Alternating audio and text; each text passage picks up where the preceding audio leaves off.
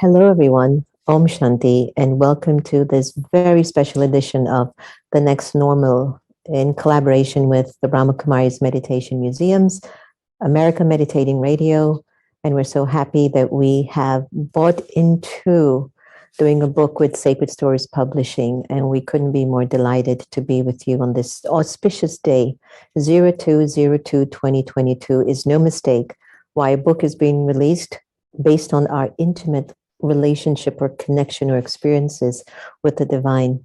Many of you have known me over the years. My whole life has been committed to not only my love for God, but my love for service in uplifting humanity to its best capacity. As much as I know that we struggle sometimes to be our best version, but there is something beautiful in the struggle, because I think it actually leads us to a deeper, intimate relationship with the divine. Our special show today will feature some of my friends and co-authors who are traveling alongside with me in this journey of this new book, Meditation, Intimate Experiences with the Divine Through Contemplative Practices. Each story just opens you up to thinking deeper about your own journey in life. And the co-authors that are joining me today are no less. Of course, we have over 30, so I couldn't choose all of them today. But over the next few months, we will definitely be able to hear other stories in the book. And it's my pure intent and pure feeling that you will be called after this show to get a copy, to share it, to read it in the evenings when you're lying in bed, to maybe gift it to a friend, and to have a conversation about your own inner longing, your own inner conversation or relationship with God. You'll hear me talk a lot about Baba. As you know, if you've been with me on my journey, I call God Baba because it just humbles me. I don't bring the ego into my relationship with God. I just want to be a child in front of Baba so that the work can happen and he can develop me in the best way possible. So sit back and relax. We're going to have a wonderful hour together. And I could not be starting the show out then with the beautiful Kristin Hoffmann, who's a Juilliard-trained, incredible songstress, but someone who I've had the fortune of traveling with for a long time. We met in a very unique way in California, and since then, we've been really hooked together, doing a lot of amazing things in service, and her beautiful voice will definitely speak volumes in terms of her link to God, to Baba. Kristen, thank you for joining us for the book launch. Om Shanti. Om Shanti, Sister Jenna. It's such an honor to be here today celebrating this new book.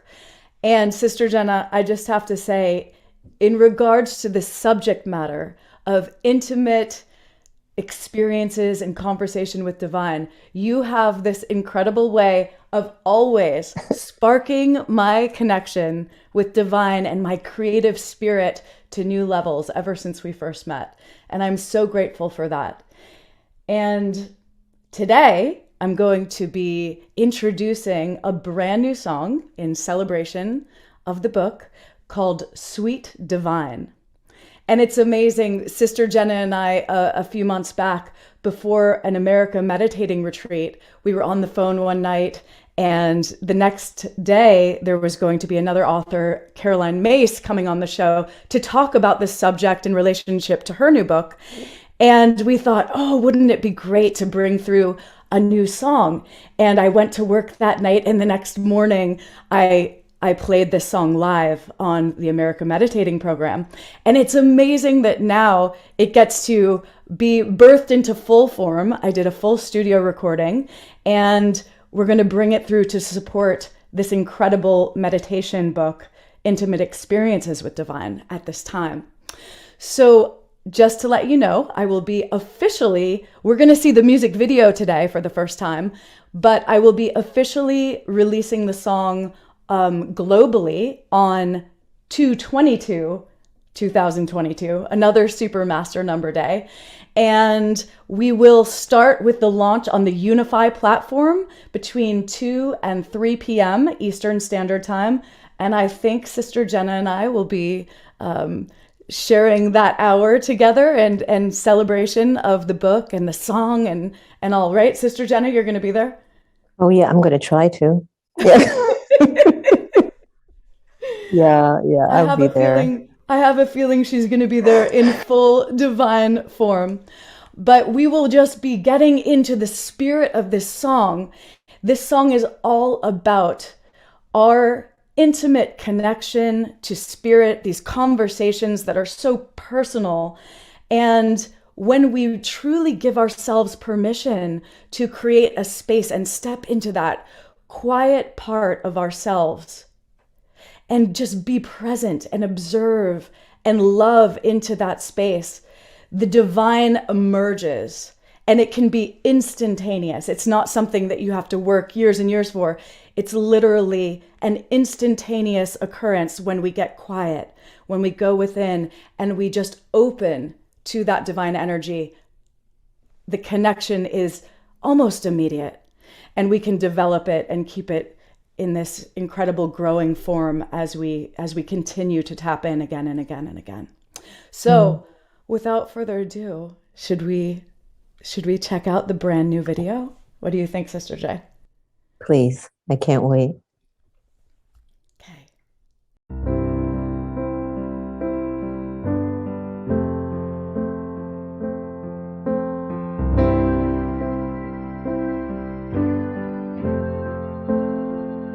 Sweet divine, you know my soul in intimate light. You guide me with a map of signs. Let me know that it's all right. It's all right. Sweet divine, when we speak in deepest prayer, in the silence feel you there, like you're always so aware of me. In these conversations, you help me see the way. These conversations, my unique offering. These conversations, the healing that is mine to claim. Oh, sweet divine.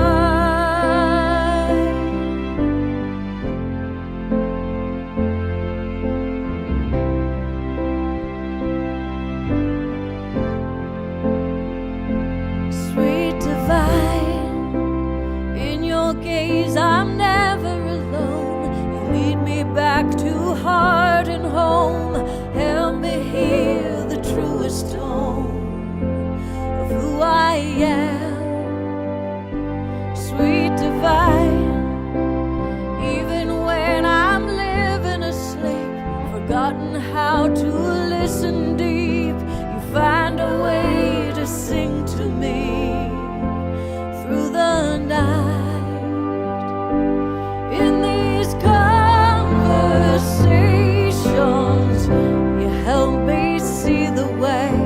These conversations, my unique offering. These conversations, the healing that is mine to claim. Oh, sweet divine.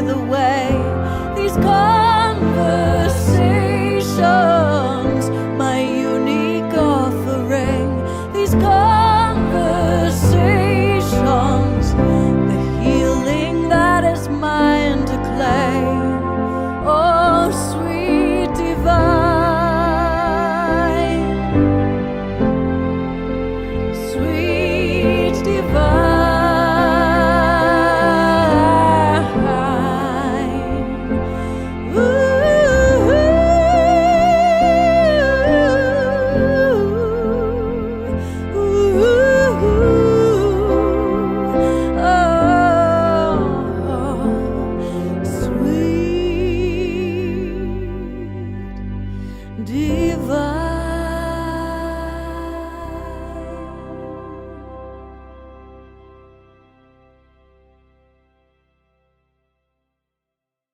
These conversations, my unique offering. These conversations, the healing that is mine to claim. Oh, sweet divine,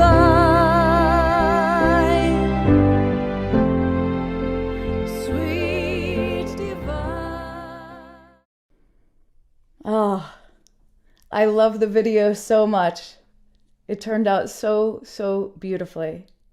I don't know, I got a little teary-eyed. Me too. Oh, Beautiful. well, I just want to say namaste. It has been such an honor to be with you all, and thank you to God, thanks to Divine, to Baba, and to all of the sisters of the Brahma Kumaris for reminding us all of our sacred and intimate relationship and how important it is to maintain this connection and this conversation with Divine. Thank you. Om Shanti. Thanks. Om Shanti. Well, everyone, we're off to an incredible start. You'll get a chance now. You're getting a complete experience of what's in this book. My next guest is Yogesh Sharda, someone that I've known for many, many years. Actually, he doesn't remember this, but he got me in trouble in India one year. I happened to have been asked to bring some cake to a private meeting they were hosting with all the brothers in the BKs in India. And I didn't know how private their group meeting was with all the brothers, but I was just told to bring cake to their party. And so I brought the cake to the party, and would you believe he squealed on me to say I was in their brother's retreat? I don't think he even remembers that. But apart from that legacy, this is a young man that I have watched embody the energy of the divine and the grace and the depth of his relationship with Baba cannot be hidden. And I'd like to welcome Brother Yogesh, who happens to be on page 137, as he talks about his experience from the age of 8 years old, I believe, Yogesh. And just on your journey, what is it that has made you commit your life to the Father? And what was that point that the recognition happened, as you shared in the book? Welcome. Yeah, thank you, Om Shanti, and thank you so much for having me. Thank you, Sister Jenna, for honoring your journey over the years. That's inspired me. And just to say to Kristin, when a piece of art is divinely inspired, it is so obvious to see. And that was divinely inspired for sure.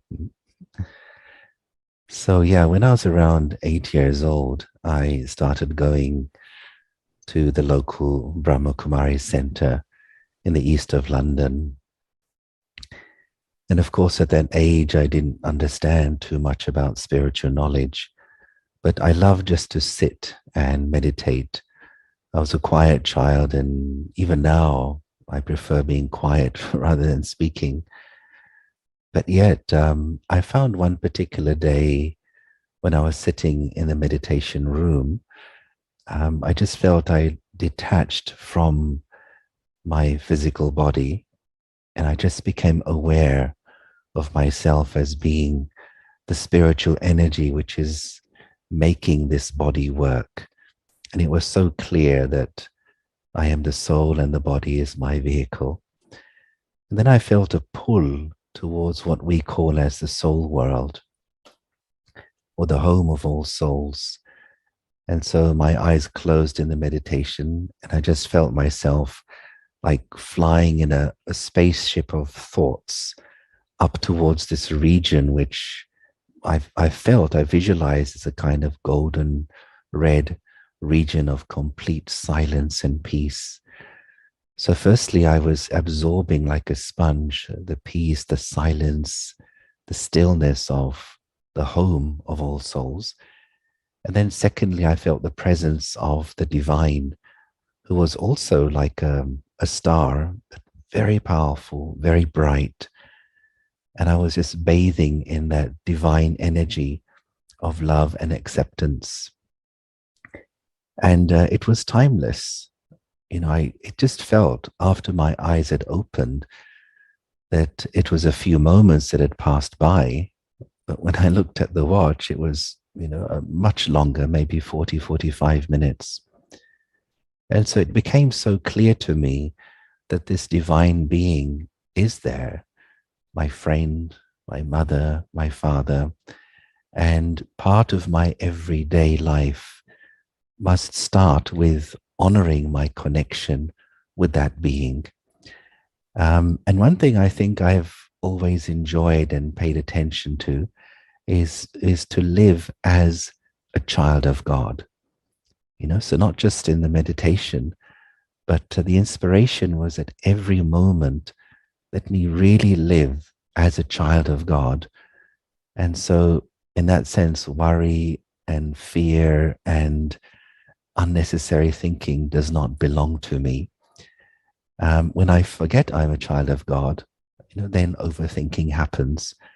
But the moment I remember, whose child am I? For me, these two questions are very focusing. Who am I? Whose child am I?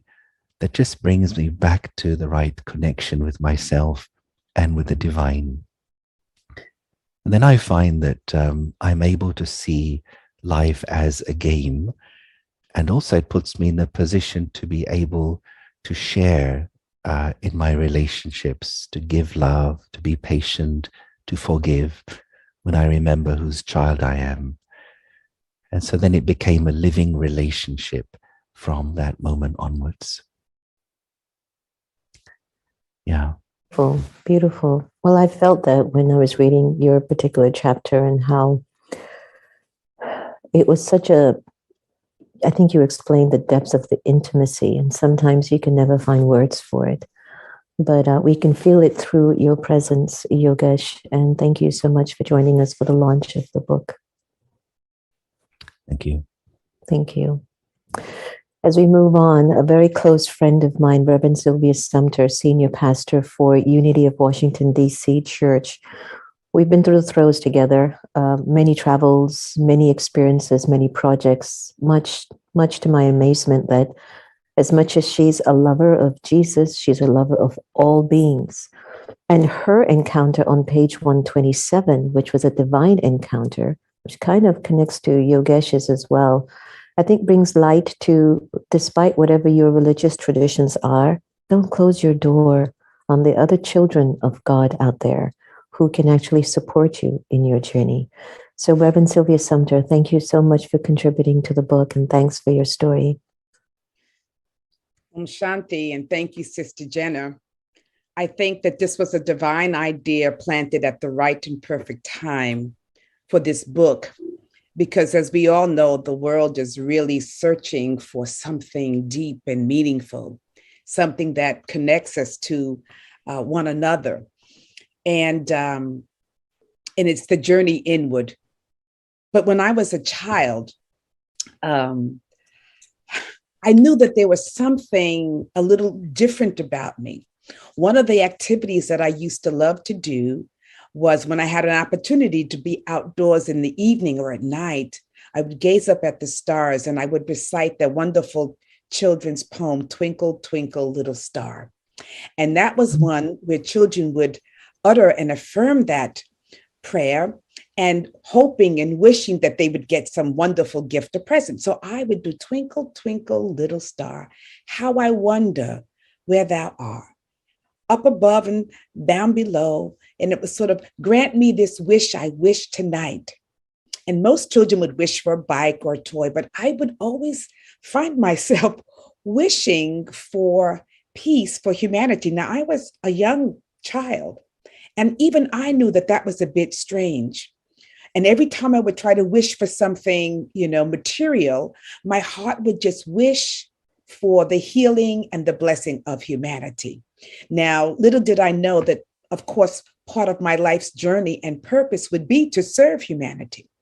But that little child's vision and that inner wish was what prompted me on my spiritual journey. I've been a seeker for as long as I can remember. And part of my seeking, I would often make these pilgrimages to India, to an ashram in India. And the monks would take us very often through certain processes to open us up to that inner domain of our own hearts and minds and to the realm of the divine and spirit. And on one occasion, we were in the temple and we were all lying on the floor. And after having gone through a breathing exercise that they took us through, all of a sudden, I found myself in this place where I was observing this tremendous white light, and it was off to my left side. And I was trying so desperately to turn towards the light. I wanted to gaze into this powerful, it was a pull, it was a drawing of my spirit and my soul. But yet I could not turn directly to look into the light. And I was trying so earnestly. The next thing I knew, before me stood a figure that was emblazed in light, but I knew that it was Jesus the Christ, right before me, emblazed in pure light. So I couldn't see all the features, but somehow his essence and his spirit came through so that I knew that that was Jesus. And then to my left side were some of my teachers from the ashram, Sri Amma Bhagwan, and they were at my left side. And on my right side was the light that emanated the Buddha spirit, and it was sort of Buddha. And behind Buddha was, I believe, to be Krishna. But these beings were ablaze with light, and they were standing before me with so much love and compassion. And as I still wanted to turn toward this great light, the great light, Jesus said, it's not necessary for me to look directly into the light, that they were the full embodiment of the light, just as I am. And that all that I would need is contained within me as it is within them. And they proceeded to give me what I call a holy hug. There was conversation. Couldn't quite remember what the conversation was at that point. I do remember the end of the conversation, but during that point, they surrounded me and gave me what I call a holy hug. And it was this transference of love and light that went totally into my being and my heart. And it was as if to say that the light that I see in them, the light that is the great light of God, or the light of the divine, is also in me. And through that hug, I could feel it. And it was so powerful. And then all of a sudden, as I was basking in that, I recognized I am the embodiment of the light of God, just as you are, just as these great saints, sages are as well. And then it was a conversation about my mission in life.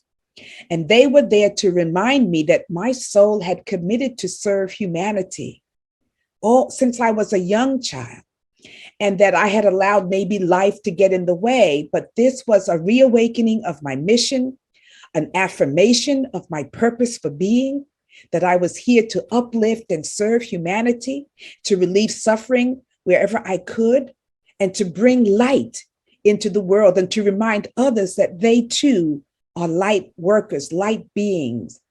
And so they turned me around after that wonderful holy hug and said that it was time for me to continue with my mission. And I left feeling I could see myself walking, and they were behind me watching, but sending love and support and light and validation.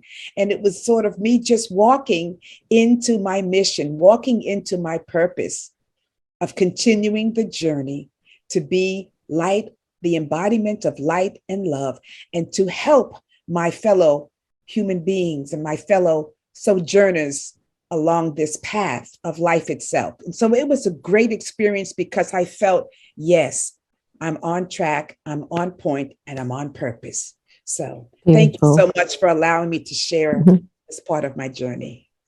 You definitely pulled us in. That must have been so mystical. I love the reality that the light is within us, and we are made in his image too, of light. That's been a message we've been hearing over time, but I think now we're getting it. that we are that light. The light is within us. Thank you so much, Reverend Sylvia Sumter. Next is a very dear friend that I had the fortune of meeting as a director of the Peace Ambassadors, and great work that she's been doing over time. Great consultant in the corporate sector, making things move, taking things to the top. And then 9/11 happened, where there really wasn't much light on that day. But as a result of that event, it changed her life forever. And her chapter in the book on page 51 speaks about my quest for world peace. Please meet Emily Hein. Hi, Emily. Hi, Sister Jenna. Mm-hmm. Well, what was it like? What was your opening? What was that light that shone on such a dark day? How did it change you? I have to say that I didn't expect to be shaken awake so abruptly like many people were that day. What struck me as the events of 9/11 unfolded was how I saw the world responding in two desperate ways or disparate ways. One group was responding with peace and compassion and love, and another group with anger and vengeance and hatred. And I literally made a vow that day to dedicate my life to peace and compassion. I was working at Microsoft at the time, and on that day, I made the decision to leave the safety and security of corporate America and figure out how to serve peace and compassion.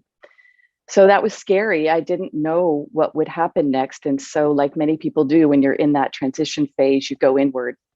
So the first thing I did was I learned how to meditate. And I thought, well, this can maybe help me get some clarity on where to go next with this mission that I've signed up for. But also maybe it can help me deal with the chronic anxiety and depression that I had had most of my life. So I had no idea that I would receive such divine guidance. I loved Kristen's song, Sweet Divine, You Guide Me with a Map of Signs. That is exactly what happened to me. I could not have predicted it. The first thing that happened was after learning how to meditate and sitting with myself, there was an event one day where this energy just came into my body, through my head, all the way down into my body and enveloped me. And it was this divine presence that felt like me, only way better. And I just felt filled up. And I thought, wow, what is this? I want more of this. And soon thereafter, I started receiving visitations from divine masters, including Jesus Christ himself and the Dalai Lama. And I thought, what the heck is this? I really didn't talk about it very much because this wasn't happening among my friends at dinner parties. And so I just kept to myself. But what was happening was I was getting little breadcrumbs. I was getting little signs. Jesus guided me to volunteer to work for an effort to help create United States Department of Peace, which literally would require an act of Congress. And so I would have to go to Washington, D.C. and lobby for this Department of Peace. And I just felt too small to do this. And I was sort of arguing with Jesus, as one does in meditation, and saying, I'm not big enough for this. I can't do this. And he didn't say anything in response, but he showed me an image of my body next to the Washington, D.C. buildings, the Capitol buildings, the congressional buildings. And then he showed a visual of my body growing in size to 2 to 3 times these Capitol buildings. And the message I received loud and clear was, you are not that small. You have the divine light, the divine guidance to be huge. And there is no act of Congress. There is no person, no political affiliation, no nothing that can get in the way of the strength and power of your soul and of the divine light. And so that is a message that I took forward that day on. And I did go to DC and I did lobby Congress, and I share about that in my story. And I went on to do other things related to peace and compassion that were pretty extraordinary. And I never would have had the confidence to do that if this divine light hadn't come into me and I hadn't been shown sort of my bigness in the world. Mm-hmm. So that's what I wanted to share today. And I do think the timing of this is so critical, Sister Jenna, the timing of this book and just the collective transformation that we're all going through. So it's important we share our stories to inspire others to wake up, go inward, and also transform themselves in the world. Yeah. What I loved about yours is that it reminds us that if we void out the energy of Baba from our narratives, it becomes very hard. We don't think we're ever going to be enough. Right. But if we can incorporate the energy of God's light into our choices, and wherever my tribe sustains me the most, whether it's in Christianity or Islam or Hinduism or Buddhism, wherever it is, you can feel the resonance with a community of folks that maybe feed into you. Yet that light is ultimate and for all. And if we can just let it feed more into us at an unlimited level, can you imagine what we could do? I would have loved to have seen you all pumped up bigger than the Capitol. I love that. I love that. Thank you so much, Emily Hein. You're a wonderful gift to our world. Thank you. Thank you, Sister Jenna. Thank you. Next, we have Brother Max Tucci. Now, Max is a wonderful blend of many things. Coming from a family of restaurateurs, the Del Menico, I hope I did that right, Italiano, you know, the fire in the Italiano energy. But the fact that Max went through a very traumatic experience at a very young age of losing his father, the love of his life, but then moving into another version of himself and carrying what he has taken from his father, but then bumping into the importance of his initials, OM, O-M. Max, tell us a little bit about the initials and the vibration of this OM and how it impacted you in your change. And you're on page 105. 105. Welcome. Yes, thank you all. Thank you. Thank you for having me here today. Yes, OM. It was ingrained in my being, Oscar Maximilian Tucci, OM. And as a child, I was always called OM. And it was fascinating because I grew up in a very Catholic household. My mother came from Lithuania. My father was Italian, very Catholic. I was an altar boy. And from a young age, I knew that I was from the I am of the I am. And it wasn't something that I've learned in church or that I learned being an altar boy. It was something that was already inside of me. I would walk through the streets of Florence, Italy, where I was raised, and I would have to stop and pause and kneel and make the sign of the cross and pray. It was almost like a Joan of Arc experience. I had no idea what I was doing, and my mother allowed me to just be me. And so I grew up in this fascinating world. It was the Brigham Brothers and Barnum circus of the restaurant industry, Delmonico's, which is America's first fine dining restaurant. My grandfather took it over in 1926, and then my father proceeded and my aunt as well. So the hospitality industry was always, how may I serve you? All are welcome at my table. These were the Delmonico way. These were ways that I was raised to believe. And so my future was an amazing childhood.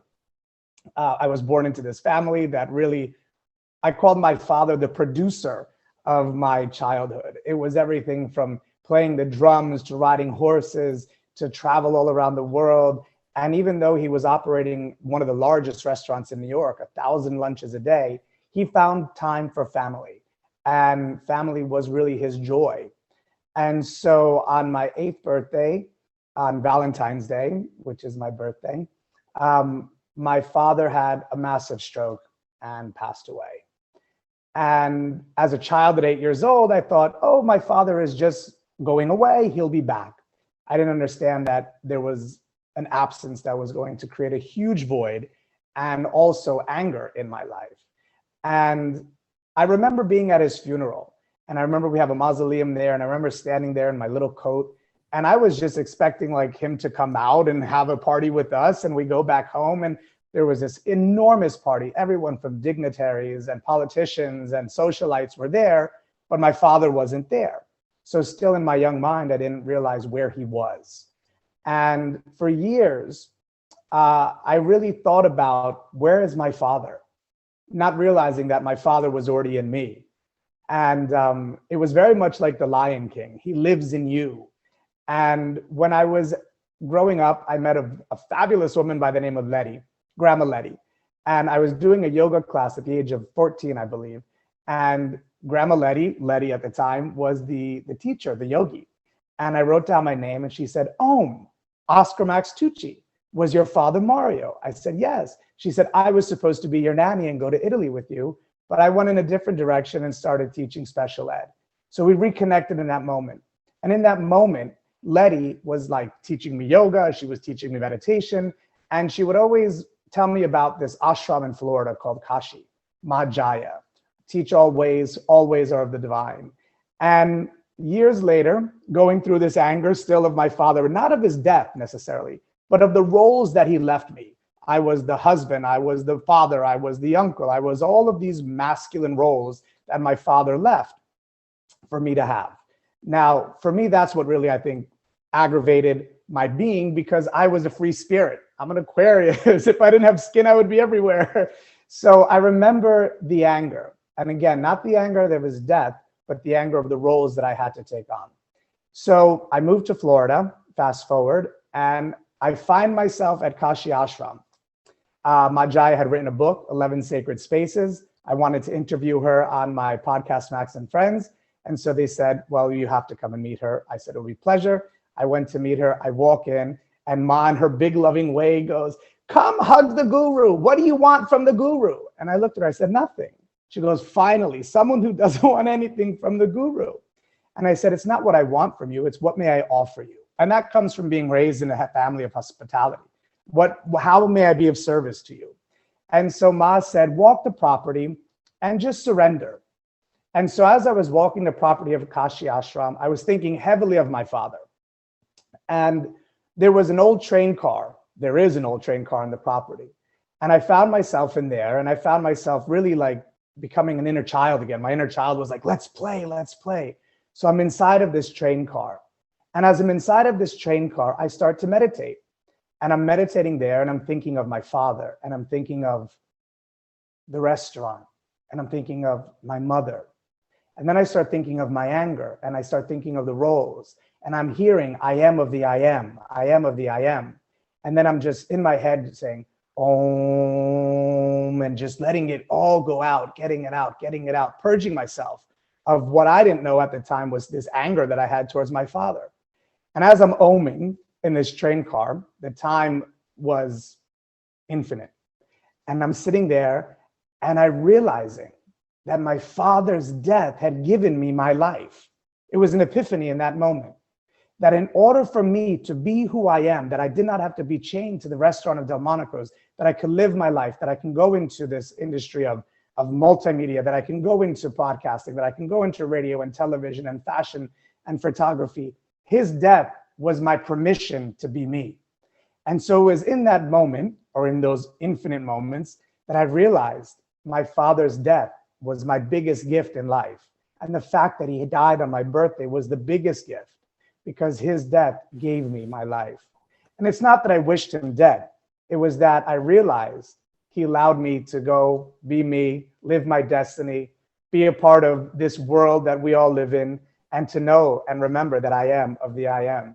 And so it was in that train car at Kashi that really, my anger, I surrendered all. I call myself a spiritual gangster. You know, I'm not the one that sits in meditation all day long, but I know that it's a place of really peace. And it's for everyone. And everyone who's tuning in, no matter who you are, no matter where you are, no matter what you believe, take time to be still. Take time to be still and know, and take time to meditate. And I thank you for having me here. Thank you so much, Matt, for your contribution. I mean, what touched me about your story is that you knew your father is in you.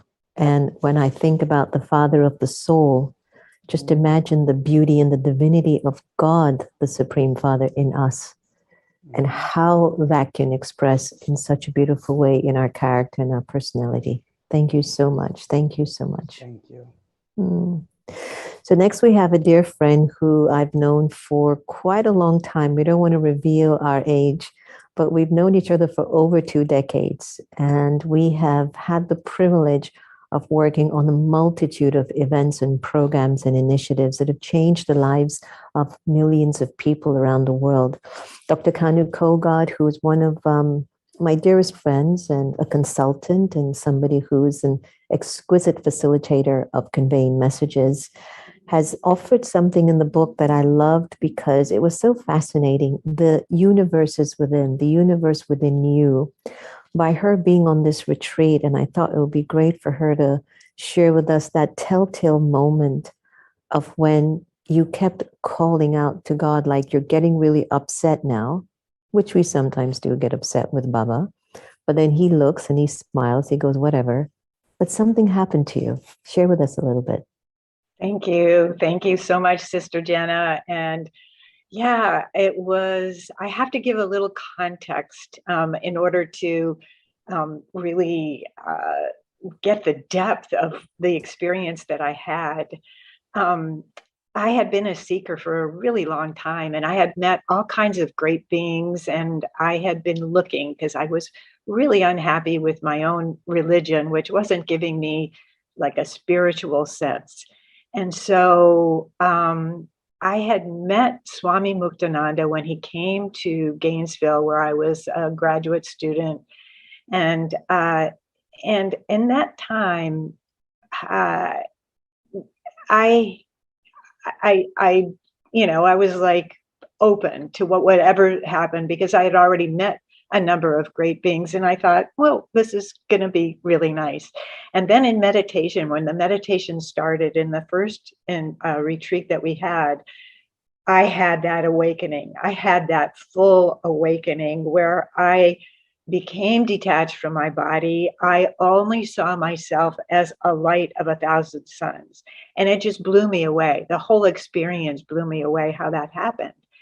And without going deep into that experience, it changed me so much to help me see who I really am, like this light, this illuminated light. I'm not this body. I'm not all the roles I play. I am this light, and I really got it. So I came back to my normal life, which I was married at the time. I had a young child, and as I said, I was a graduate student, and I had a busy life. And all of a sudden, my life started to fall apart. I couldn't. It was like I lost my marriage. I'll just say it really quick. I lost my marriage. I became a single mother, working, going to school, and money was miserable. My parents had pretty much disowned me because I had changed my name from Sandy to Kanu, and they couldn't get over, was I in a cult or something? And it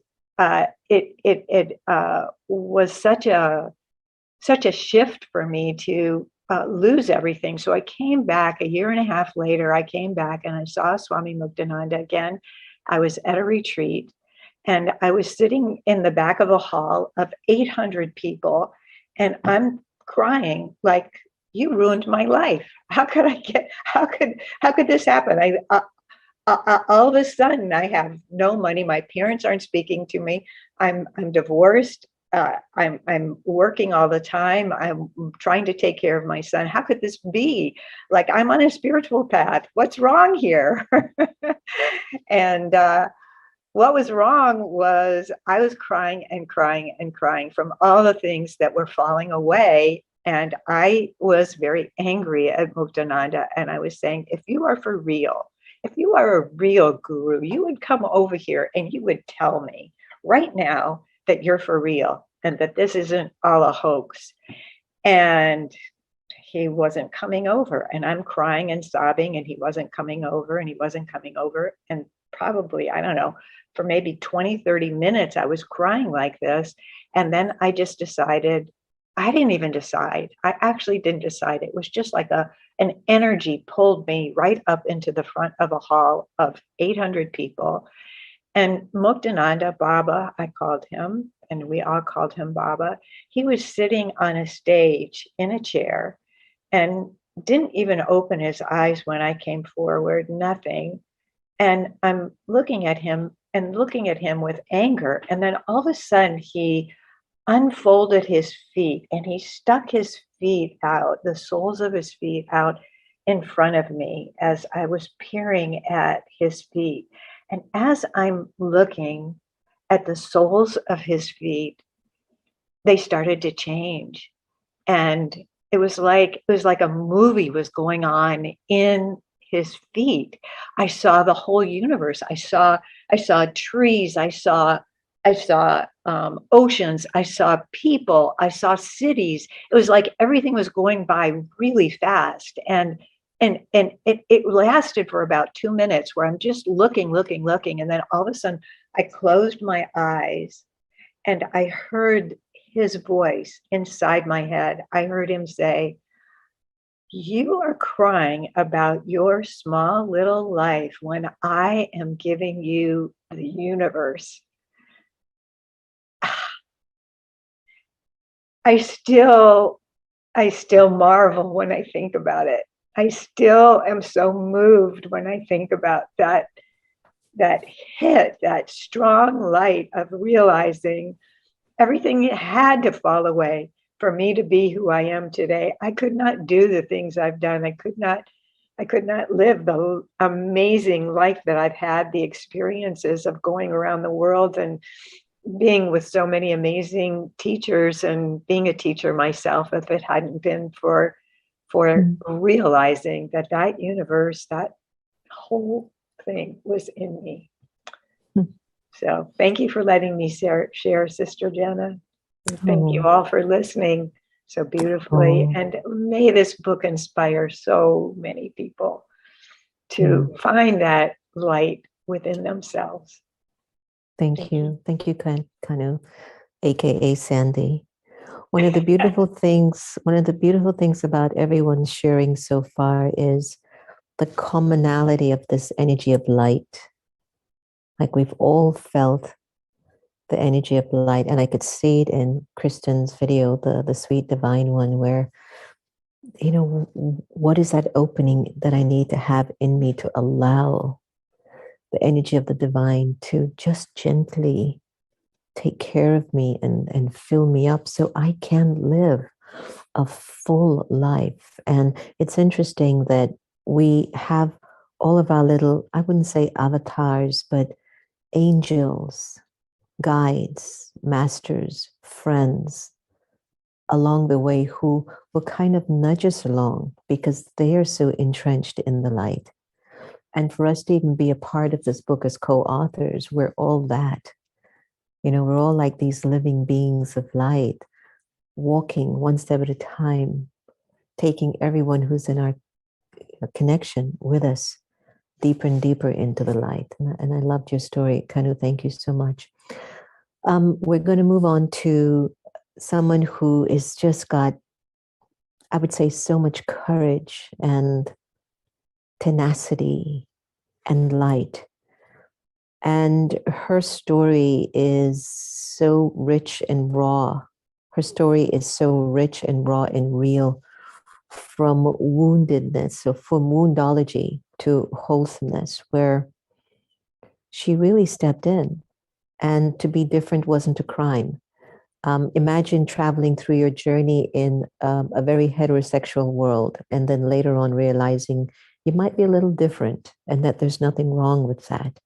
But to be able to embrace your difference and just, it's no longer different now, but to just be you and to move from that place of woundology to wholeness. I invite you to welcome the beautiful Reverend Temple Hayes. Temple, thank you for contributing to the book. Om Shanti, Sister Jenna. And you know, I don't know in my lifetime that I've met a person more suited to be the leader of a book about meditation than you, my dear sister.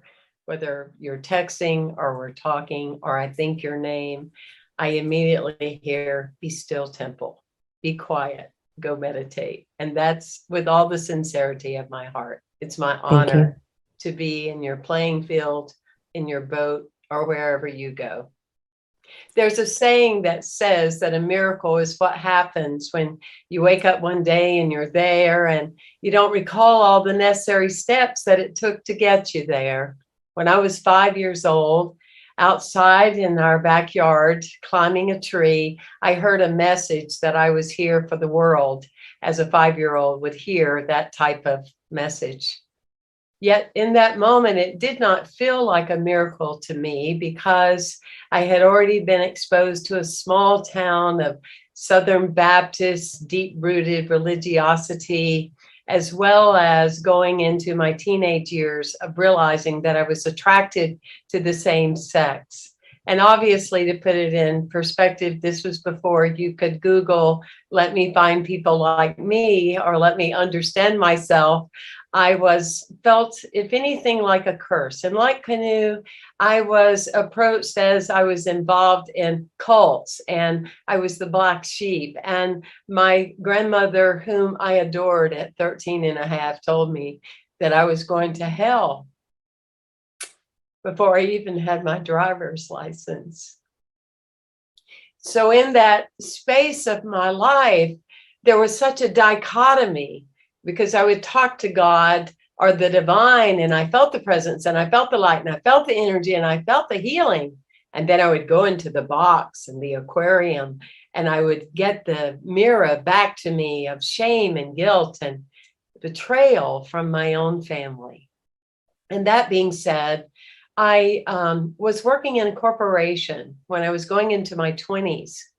And I had already decided then to live in a closet, whatever that would look like, and not draw too much attention to myself, because so far it hadn't gone that well. So I there working, and a man starts to approach me, and he walks towards me, and he holds up his arm. And here I am, like I said, close to 20, he holds up his arm and it's bleeding. And my immediate innate instinct was to go to him and offer him a healing. And I held my hand to him, and immediately he stopped bleeding, and he looked at me, and it really scared him, and it shocked me. And I went, oh my gosh, I'm a healer. I can't do this though, because I can't have one more thing that's weird, going on around here. So I went through my life and found metaphysics and became a spiritual leader, and, all that. And then in my going into to be 50, I decided to go on a journey to Brazil, because I'm always, like all of the people, the wonderful teachers and leaders and healers today, as they all share, I'm always a student first, more than anything in my life. And so I went to Brazil to discover more abilities, more innate energy. And I went before a healer that told me that I was here to be a healer, and they did some work on me, and they told me to go back to my posada and to be quiet and be still for 24 hours.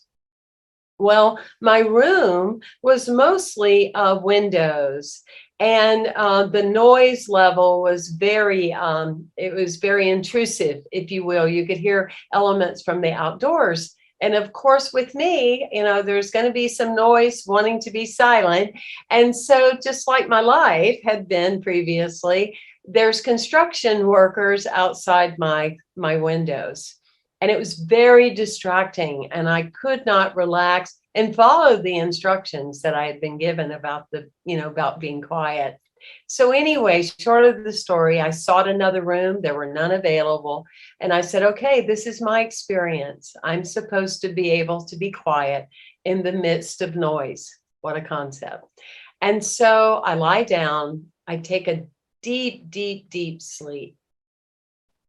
And I just go to like another dimension. And in that deep sleep, or likened to what so many of you have said today, I enter into like a cave of deeper understanding within my being. And in that, I awoke to something or someone tapping me on the shoulder. Yet what was interesting is I was the only one in the room. And I was shown a movie of when I was 19 years old. And I saw the man holding up his arm, and it was bleeding. And the voice said, you have always been you. You have always been a healer. You have always been a miracle worker. At this time, the construction noise is so loud, it's almost unbearable. And I go and I open the sliding glass window, and I yell down, and I'm just being loud because obviously I don't speak Portuguese. And I'm leaning over and I'm going, hey, be quiet. And the guy is looking at me with body language like I apologize. And over to the side, a man is walking towards me with a bandage on his arm, and he's pointing to his arm. And here we are in the divine timing of life, of 30 years between each moment of the same story and moment, of that a miracle is what happens. It's what happens without us remembering all the steps it took to get us there. A miracle is the fact that in divine timing, there is absolutely no timing in this human life. And it's been one of the greatest moments of my life, is to, like the wonderful Kanu said, that you know that there's something instilled within you that is yet to be realized. And like all of you, I can continue to seek it with humility and with the depth of my being. Thank you for allowing me to be part of this experience. It's been very teary today. Just to see these great souls and the healing of our stories. And that's what I know this book will be. Yeah. It will be a continued healing for people to wake up, come out of the closet, and be brave. Yes. So beautiful. Thank you so much. Thank you so much, Temple. There was a part in the book that I loved where your friend, when you were in Brazil, was saying, it's not that anything is wrong with you, Temple, it's everything that is right with you. Yes. Remember that part? Yes. Oh, yeah. Oh, yeah. Yeah. And I could only imagine what that felt like at 13, someone that you love. And then here is Baba's light going, don't listen to that garbage. Listen to me. Yes. You know, you're a healer. All of my kids have a different role to play in this unlimited drama. And one of the roles I need you to play is to help to heal my children. So thank you for your contribution over the years. And thank you for sharing in the book as well. Thank you so much. Thank you. Thank you. So everyone, hasn't this been a very moving experience? I think we were able to convey through all of our co-authors in the meditation book just about the depth and the richness of what this book will offer. And each one of you, every one of you, Reverend Sylvia, Yogesh, Max, Emily, Temple, Kanu, did I miss anybody? Thank you. Thank you so much for being who you are and for being instruments for Baba's light to shine bright and bright. Thank you, thank you, thank you, thank you. I think with all said, I would love if we could just hold a moment of prayer and silence. In one, to just be grateful for our own journey, however it's been, whatever it's been, it's our own. And to hold silence for our humanity, to awaken to the divinity in them by not being so trapped in the limitation of the body, but to be released by the knowing that they're immortal, eternal, imperishable, pure beings of light, the soul, and that they've come from God's womb, and that we should live with that energy here. This is the heaven on earth here, and that we bring Baba's light here. So let's take a moment of silence and send our good wishes and pure feelings throughout the entire world, north, east, south, and west.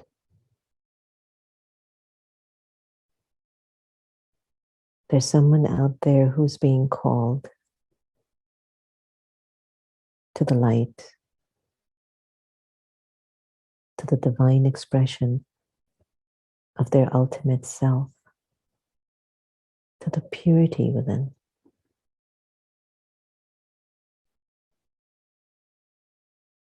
It's time to answer and move forward.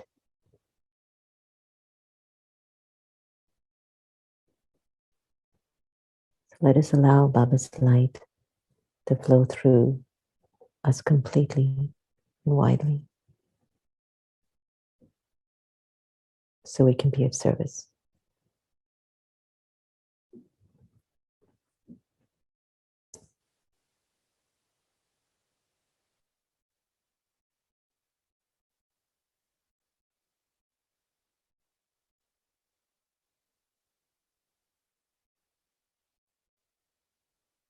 Om Shanti. Thank you all so much. I would just love to see everyone on the screen so I can give a big, what was that hug that Reverend Sylvia said? A holy hug. I want to give a holy hug to everyone. And this has been quite a moving experience, I'm sure, for all of us involved, and hopefully those of you who are out there to feel the sincerity and the intention of this book, but of every author in the book, that they've opened up and shared something so meaningful to them, to you. It is with our pure wish that you will also open up and find your own purpose and your own meaning. So thank you all so much. Om Shanti. Om Shanti. Lots of love. Lots of light. Meditation. Intimate experiences with the divine through contemplative practices. A common sentient series by Sacred Stories Publishing. The quieter you become, the more you're able to hear. Rumi. A time to choose. We find ourselves right now in the age of great transformation, one of the most consequential moments in human history. These are indeed the times that the great prophets and seers throughout the millennia have spoken about. Mankind has experienced and survived many eras of tremendous change, of course, yet with each turn of the spiral, the permutations become more amplified, as if there will be one final revolution of the cycle that turns it all around, so we can start anew once more.